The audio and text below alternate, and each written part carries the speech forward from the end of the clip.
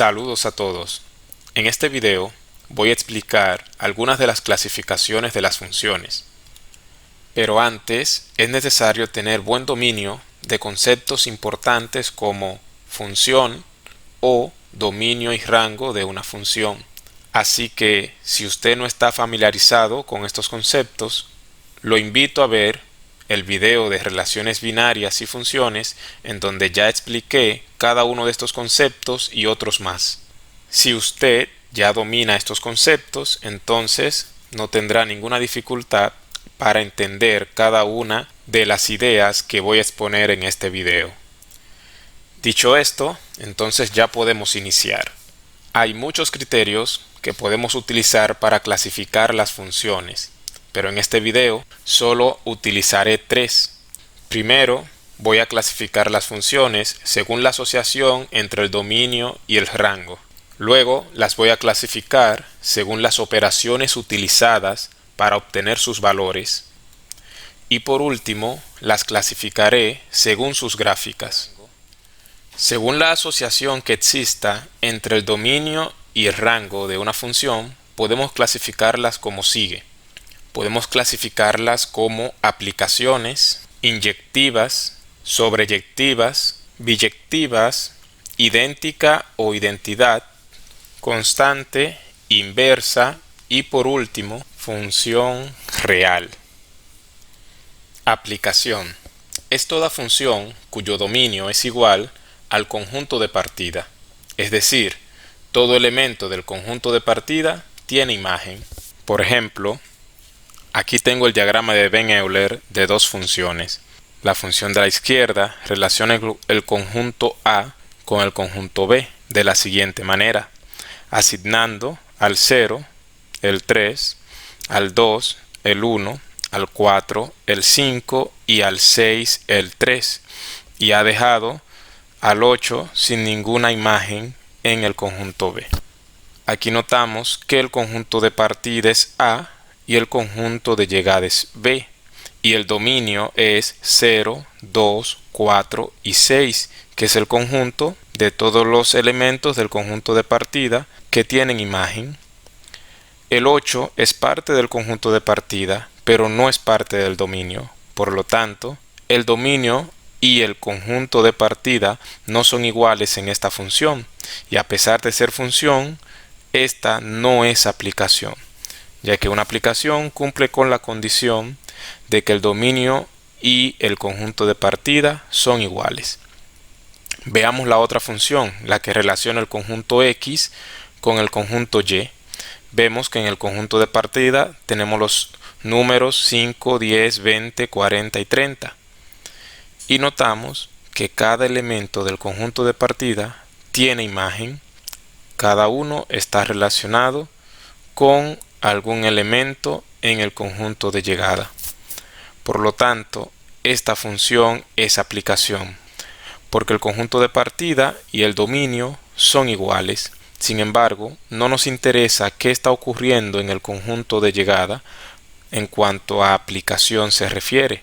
Observen que un elemento del conjunto de llegada, la A, no tiene relación con algún elemento del conjunto de partida. Es decir, A no es imagen de ninguno de los elementos del dominio. Sin embargo, esta función continúa siendo aplicación porque la definición de aplicación solo exige que el conjunto de partida sea igual al dominio. No nos dice nada respecto al conjunto de llegada y el rango. El siguiente tipo de función es función inyectiva. Es toda función en la cual cada elemento del rango es imagen de un único elemento del dominio.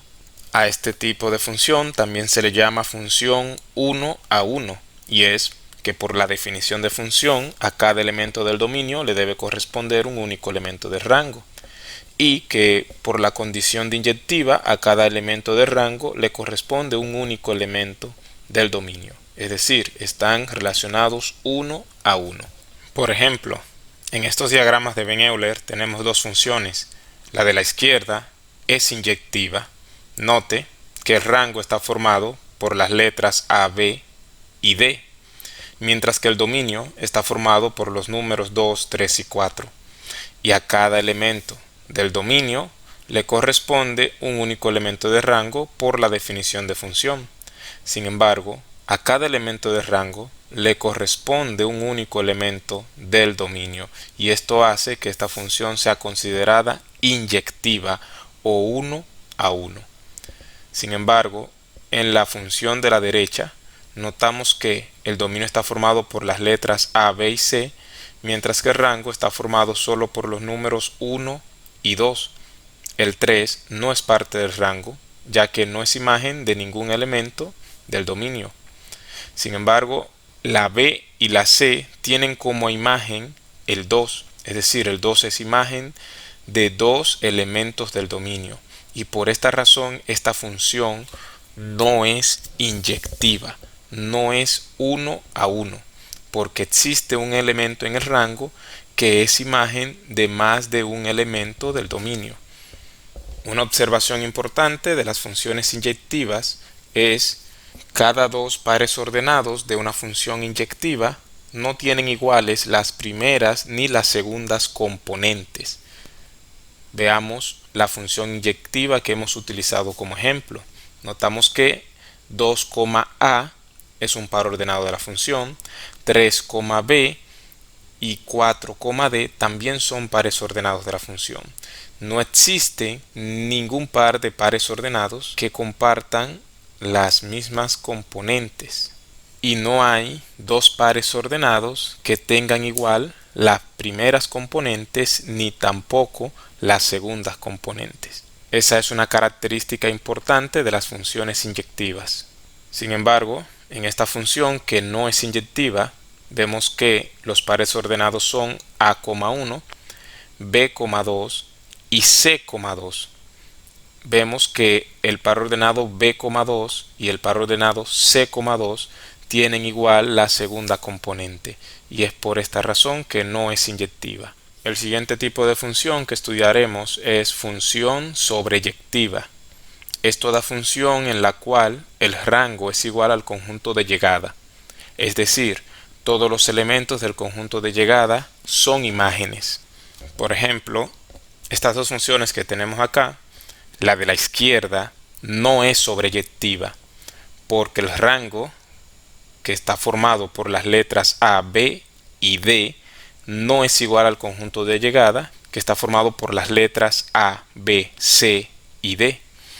Entonces esta función no es sobreyectiva. No tiene nada que ver la definición de sobreyectiva con lo que ocurra en el conjunto de partida. No importa que en el conjunto de partida todos los elementos estén relacionados con algún elemento en el conjunto de llegada o que falten algunos elementos por relacionarse. No nos interesa qué ocurre en el conjunto de partida, solo lo que ocurre en el conjunto de llegada. Y por estar uno de los elementos del conjunto de llegada sin ninguna relación con algún elemento en el conjunto de partida, es decir, no es imagen, esto hace que la función no sea sobreyectiva. La función de la derecha, notamos que el conjunto de llegada 1, 2 y 3 es exactamente igual al rango, que también es 1, 2 y 3. Todos los elementos del conjunto de llegada son imágenes. Por lo tanto, esta función es sobreyectiva. Función biyectiva. Es toda función que es inyectiva y sobreyectiva a la vez. Es decir, como la definición de inyectiva no contradice la definición de sobreyectiva, podríamos tener una función que sea inyectiva y sobreyectiva también. A esta función le llamaremos biyectiva. Por ejemplo, aquí tengo cuatro funciones. La primera, la de la izquierda, vemos que es inyectiva porque cada elemento del rango es imagen de un único elemento del dominio. Es una función 1 a 1, pero además el rango es igual al conjunto de llegada, es decir, que es sobreyectiva. Y por ser inyectiva y sobreyectiva a la vez, esta función es biyectiva. La segunda función, notamos que también es inyectiva, porque cada elemento del rango es imagen de un único elemento del dominio. por eso es inyectiva, es 1 a 1. Pero además de eso, el rango y el conjunto de llegada son iguales. Por lo tanto, esta función es sobreyectiva y como es inyectiva y sobreyectiva a la vez, es biyectiva. La siguiente función, vemos que el conjunto de llegada es igual al rango, por lo tanto es sobreyectiva, pero cada elemento de rango no es imagen de un único elemento del dominio. Vean que el 6 es imagen del 4 y del 3, y el 5 es imagen del 2 y el 1. Por lo tanto, esta función no es inyectiva, no es 1 a 1. Y a pesar de ser sobreyectiva, no puede ser biyectiva, porque carece de la condición para ser inyectiva.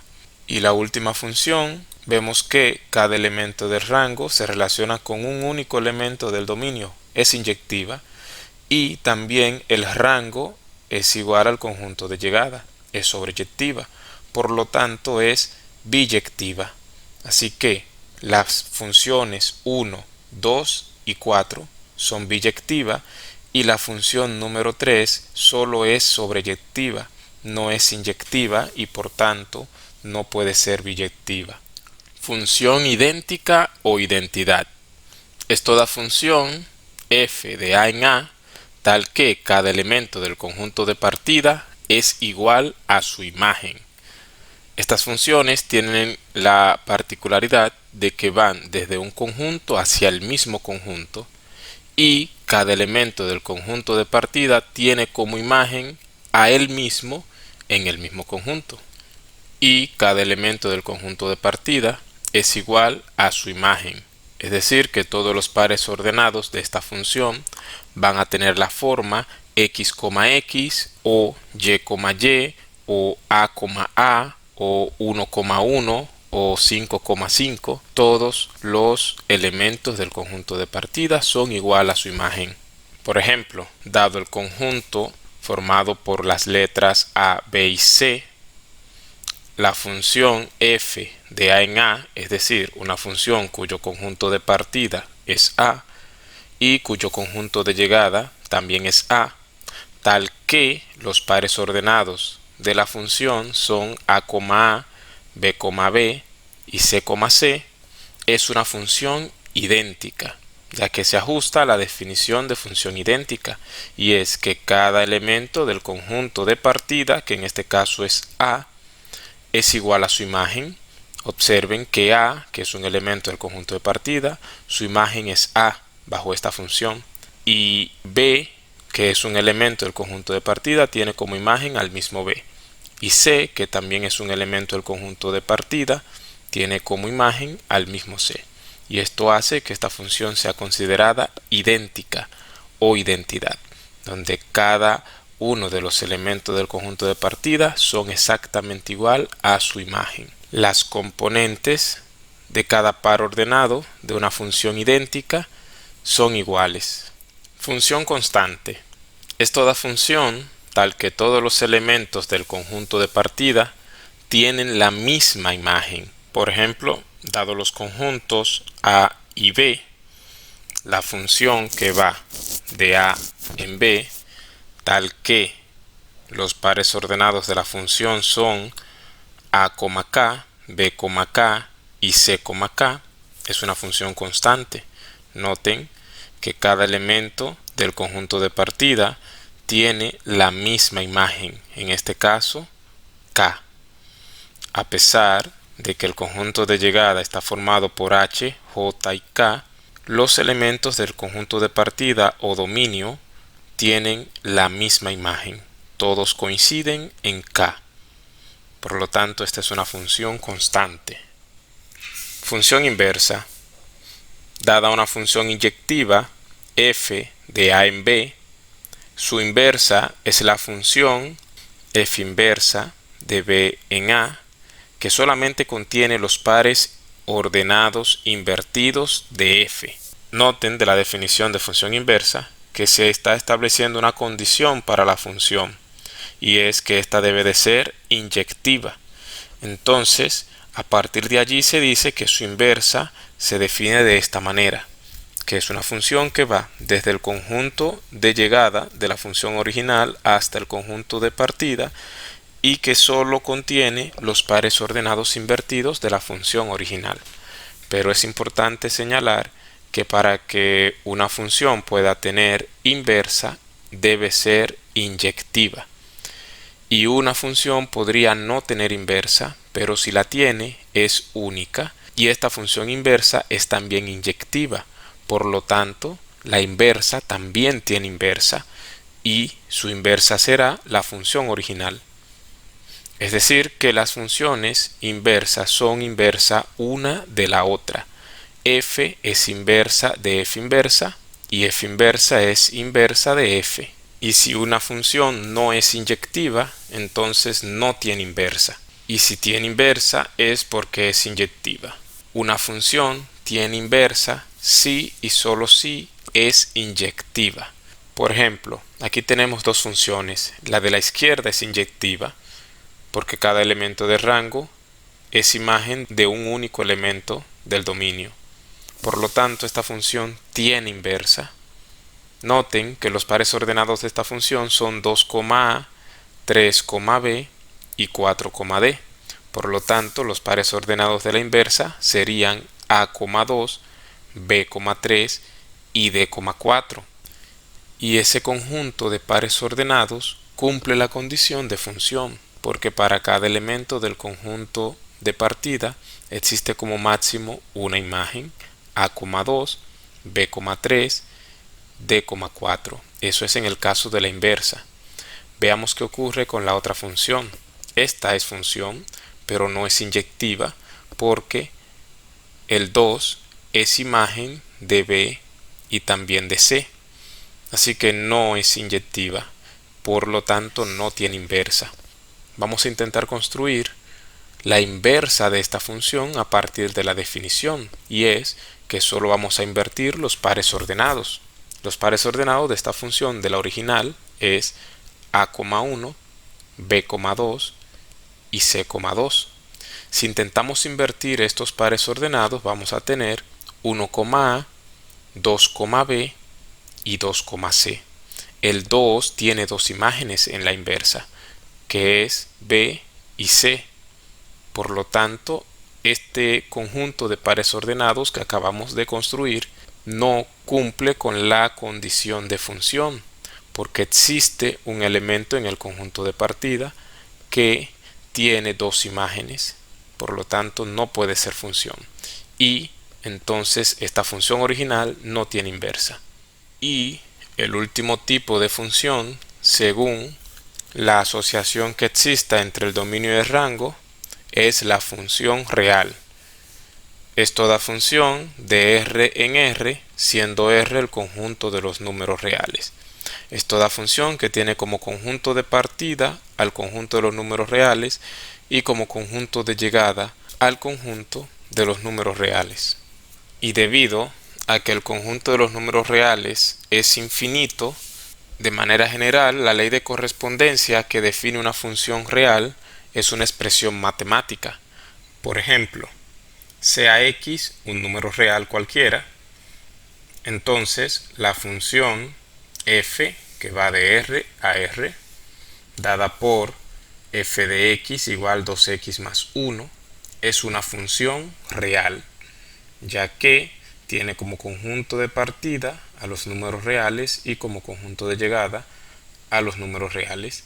Y la regla de correspondencia para esta función está definida mediante esta expresión matemática, 2x más 1, donde x es un número real cualquiera. Fíjense que no hemos especificado el valor de x, simplemente hemos dicho que x es un número real. Por lo tanto, x podría ser 0, podría ser 300 o podría ser menos 578. No importa cuál sea el número real que x represente, en cualquier caso, f va a estar dada por la relación 2x más 1. Y si usted quiere saber cuál es la imagen de 1, por ejemplo, bajo esta función, lo escribe de la siguiente manera: f de 1 igual a 2 por 1 más 1, que es igual a 3. Simplemente hemos reemplazado a la variable x, que hemos dicho que es un número real cualquiera, lo hemos reemplazado por 1, porque nos interesa saber cuál es la imagen de 1 bajo esta función. 1 corresponde al dominio, que es el conjunto de los números reales, y el 3 corresponde al rango, que también es un número real. Recuerden que la función va desde el conjunto de los números reales a el conjunto de los números reales. Por lo tanto, siempre vamos a estar colocando aquí números reales para evaluar la función, y como resultado vamos a obtener otro número real. Y todos los números reales que reemplacemos aquí y que nos dé como resultado otro número real se van a considerar parte del dominio, y los resultados, es decir, los números reales que obtenemos como resultado, se van a considerar elementos del rango. Es habitual representar las funciones reales mediante esta nomenclatura, como y igual f de x, donde y representa la imagen de x bajo esta función, así como el 3 representa la imagen del 1 bajo la función 2x más 1. Así que 3 está haciendo el papel de y el 1 está haciendo el papel de x. Siempre el valor de y va a depender del valor de x, del número real que elijamos para evaluar la función. Por lo tanto, a x le vamos a llamar variable independiente, ya que nosotros vamos a elegir de antemano el valor de x. No depende de ninguna condición, simplemente lo elegimos, debe ser un número real y lo reemplazamos en la función. Y a y le vamos a llamar variable dependiente, porque el valor de y depende del x que usted elija, como en este caso elegimos x igual 1 para evaluar la función y se obtuvo como resultado 3. Por esa razón, y le vamos a llamar variable dependiente y a x le vamos a llamar variable independiente. Ahora pasamos a la clasificación de las funciones según las operaciones utilizadas para obtener sus valores. En esta clasificación podemos dividir las funciones en dos grandes grupos. El primer grupo son las funciones algebraicas, que son todas las funciones reales o funciones de R en R, tal que f de x es una expresión algebraica. Recordamos que una expresión algebraica es una combinación de constantes y variables asociadas mediante operaciones algebraicas: suma, resta, multiplicación, división, potenciación y radicación. Veamos algunos ejemplos de funciones algebraicas. Aquí estoy mostrando 6 funciones en las cuales las operaciones utilizadas para obtener los valores de la función son operaciones algebraicas. Noten que en cada una de estas funciones tenemos operaciones como suma, resta, multiplicación, división, radicación o potenciación. Y es importante señalar que las funciones las podemos representar con cualquier letra y colocando entre paréntesis la variable de la correspondiente función, como en este caso estamos utilizando la f para representar la función, pero podríamos utilizar otra letra, como aquí estamos usando h. Esta es la función h de x. H es la letra que estamos utilizando para representar la función y x es su variable independiente. G, R, nuevamente estamos usando acá f, y aquí estamos utilizando a f, pero la variable independiente es w. Es decir, que no necesariamente debe ser siempre x, podemos utilizar otra letra para representar la función o para representar su variable independiente. Dentro de las funciones algebraicas tenemos las funciones constantes, como la primera de este ejemplo. F de x igual 2 es una función constante porque para cualquier valor de x su imagen siempre será 2. Recuerden que la definición de función constante es que para cada elemento del dominio la imagen siempre es la misma, y si esta función la evaluamos en x igual 8, la imagen de 8 será 2, y si la evaluamos en x igual 50, la imagen de 50 también será 2, y eso va a ocurrir para cualquier número real que utilicemos para evaluar esta función, y por eso se le llama función constante. Mantiene el mismo valor independientemente de los valores que adopte x. Tenemos también las funciones polinómicas, que son aquellas que consisten únicamente en un polinomio, como esta: 5x cubo más 12x cuadrado menos 1. La función constante podría ser considerada también como una función polinómica, que sería un polinomio de grado 0.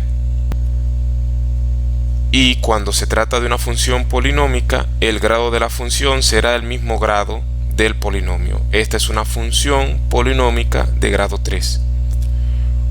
Una particularidad de las funciones polinómicas, incluyendo a la función constante, es que su dominio es el conjunto de todos los números reales. Es decir, esta variable x puede adoptar cualquier valor real y la función siempre estará definida, siempre tendrá imagen para cualquier número real por el que sustituyamos la variable.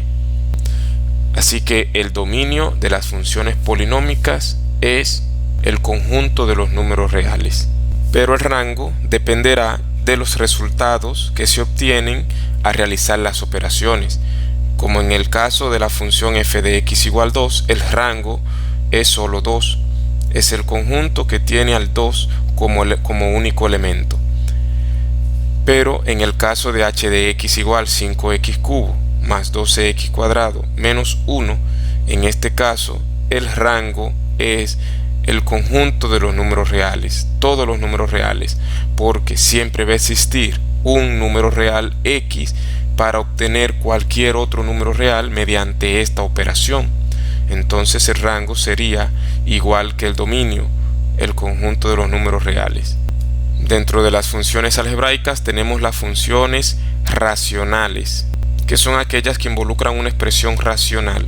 Recuerden que una expresión racional es la división de dos polinomios o de dos expresiones algebraicas, como en este caso la función g de x igual 2x más 1 sobre x menos 3 es una expresión racional, por lo tanto g es una función racional. Y el dominio de las funciones racionales lo vamos a obtener identificando los valores de la variable que provoquen división por 0, porque recuerden que la división por 0 no está definida.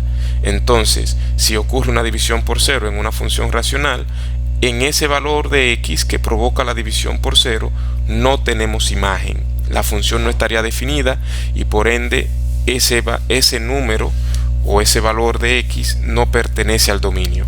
En este caso, notamos que si x fuera igual a 3, tendríamos división por 0. Así que 3 no pertenece al dominio de esta función, porque cuando x es 3 no tenemos imagen, tenemos división por 0 que no está definida. Pero luego de ahí, x puede adoptar cualquier valor real y sí estaría definida la función. Por lo tanto, el dominio de esta función sería todos los números reales excepto el 3. Repito, el dominio de esta función sería todos los números reales excepto el 3, porque cuando x es 3 tenemos división por 0, y esa es la consideración que debemos tener cuando se trata de una función racional. Es la única restricción que tienen las funciones racionales. No debe ocurrir la división por 0. Luego tenemos las funciones que involucran radicales, como r de x igual a la raíz cuadrada de 2x más 1. Debido a que esta es una función que involucra una raíz, a este tipo de función le llamaremos radicales o funciones con radicales. ¿Y cuál es la observación que hay que tener en cuenta? Debido a que la raíz cuadrada o las raíces cuadradas de números negativos no están definidas en el conjunto de los números reales, aquí el dominio será el conjunto de todos los números que provocan que la expresión que está dentro del radical sea no negativa. En este ejemplo estamos utilizando una raíz cuadrada, pero también la raíz cúbica o la raíz de índice 5, de índice 8, 9, no importa cuál sea el índice, son consideradas también funciones radicales, siempre y cuando aparezca una raíz que incluya la variable independiente. En este caso tenemos un ejemplo en donde se está utilizando la raíz cuadrada, y recordando que la raíz cuadrada o las raíces cuadradas de números negativos no están definidos, x debe de ser tal que cuando lo multipliquemos por 2 y le sumemos 1, ese resultado tiene que ser no negativo para que la función pueda estar definida en el conjunto de los números reales. Por lo tanto, el dominio de esta función será el conjunto de todos los números reales tales que 2x más 1 sea mayor o igual que 0. De esa manera lograremos que la raíz cuadrada de ese número siempre estará definida en el conjunto de los números reales. Y el rango de esta función es el conjunto de los números reales no negativos, porque la raíz cuadrada de cualquier número real no negativo siempre va a dar como resultado un número real no negativo. Así que el rango de esta función es 0, infinito incluyendo el 0. Y en esta otra función notamos que tenemos un polinomio menos una función racional que incluye una raíz cuadrada. Por lo tanto, aquí tenemos una combinación de todas las operaciones algebraicas. Y para identificar el dominio, lo que hacemos es que nos vamos a la restricción más exigente. Recuerden que los polinomios no tienen ninguna restricción.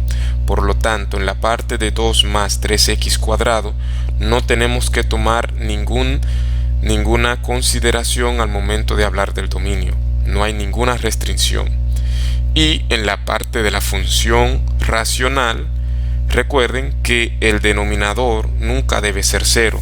Por lo tanto, aquí tenemos una restricción, y es que x no puede ser tal que x cuadrado menos 1 sea 0. Y eso ocurre cuando x es igual a 1 o a menos 1.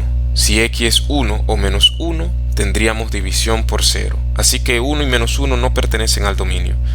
Pero en el denominador también tenemos una raíz cuadrada. Y aquí la consideración es que lo que esté dentro de la raíz cuadrada tiene que ser no negativo. Y x cuadrado menos 1 es no negativo siempre que el valor absoluto de x sea mayor o igual que 1. Pero como no podemos incluir la igualdad porque allí ocurriría la división por 0, diremos que el dominio de esta función es el conjunto de todos los números reales tales que su valor absoluto sea mayor que 1. En la última función notamos que se trata también de una función polinómica o polinomial, así que no es necesario explicar mucho. El dominio sería el conjunto de todos los números reales y el rango sería el conjunto de todos los números reales. Aquí no hay restricción alguna. Dentro de esta clasificación tenemos también las funciones trascendentes o trascendentales. Es toda función real tal que f de x no es una expresión algebraica. Aquí les dejo 3 ejemplos de funciones que son trascendentes o trascendentales, porque el f de x no es una expresión algebraica. Esta de acá, f de x igual seno de x, f de x igual 3 elevado a la x menos 1 y f de x igual al logaritmo en base 2 de x menos 3. Estas funciones no son algebraicas. La primera es trigonométrica, la segunda es exponencial y la tercera es logarítmica. Todas esas funciones que no sean únicamente combinación de operaciones algebraicas se considerarán funciones trascendentes o trascendentales.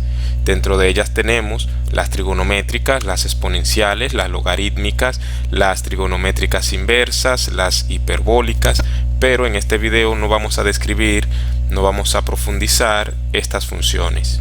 Y la última clasificación de las funciones la haremos según sus gráficas. Y la primera que estudiaremos es la función constante. f de x igual k, donde k es una constante, un número fijo. Siempre cuando se trata de una función constante, la gráfica será una línea recta horizontal que corta el eje y en el punto 0,k. Es decir, una línea horizontal que cruza por k en el eje y. Por ejemplo, si tenemos la función f de x igual 3, su gráfica será una línea horizontal que cruza por el punto 0,3, ya que 3 es la imagen de todos los números reales que pertenecen al dominio de esta función, es decir, todos los números reales. Cuando se trata de una función lineal, recuerden que una función lineal es una función polinómica cuyo polinomio es un polinomio lineal o de primer grado. Esto es una función lineal o de primer grado. En este caso, la gráfica será también una línea recta, pero esta línea recta cruza por el punto 0,a y por el punto menos b sobre a, 0. ¿Por qué estos puntos? Porque son los más sencillos de evaluar en la función. Note que si x es igual a 0, entonces f de 0 será igual a b, es decir, y va a ser igual a b. Entonces 0,b pertenece a la gráfica de esta función. Luego, si y es 0, ¿qué valor debe de tener x? Entonces lo que hacemos es despejar de esta ecuación a x y nos queda que x es igual a menos b sobre a. Entonces el punto menos b sobre a, 0 también pertenece a la gráfica de esta función. Y como sabemos que se trata de una línea recta, solo tenemos que trazar una recta que cruce por el punto 0,b y que cruce por el punto menos b sobre a, 0, y ya tenemos la gráfica de la función lineal. Por ejemplo, si se trata de la función f de x igual a x más 1, se trata de una función lineal y su gráfica será una línea recta. Solo tengo que identificar los puntos 0,b y menos b sobre a, 0, y ya tendré la gráfica de esta función. Aquí vemos que a es 1 y b también es 1. Por lo tanto, el punto 0,b será 0,1. Este es el punto 0,1. Y el punto menos b sobre a, 0 será menos 1 sobre 1,0, que es menos 1,0. Conocido esos dos puntos, solo tengo que trazar una línea recta que cruce por esos dos puntos y ya esa es la gráfica de la función lineal. Luego tenemos la función cuadrática o de segundo grado, que es una función que consiste en un polinomio de segundo grado. En este caso, la gráfica será una parábola. Y cuando el término cuadrático es positivo, esta parábola abre hacia arriba, y cuando es negativo, abre hacia abajo. Aquí tenemos unos ejemplos.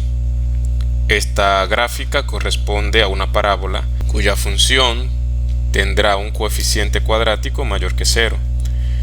Y esta otra corresponde a una parábola cuya función tendrá un coeficiente cuadrático o coeficiente principal menor que 0. Es decir, si a es mayor que 0, la parábola abre hacia arriba. Y si a es menor que 0, la parábola abre hacia abajo. Este punto de acá se le llama vértice de la parábola. Todas las parábolas tendrán un vértice y es fácil encontrar este punto. El vértice de la parábola lo vamos a encontrar en las coordenadas menos b sobre 2a, la función evaluada en menos b sobre 2a. De esa manera usted siempre podrá encontrar el vértice de una parábola. Por ejemplo, esta parábola corresponde a la función x cuadrado más 1. Note que a es igual a 1, es mayor que 0, por eso abre hacia arriba.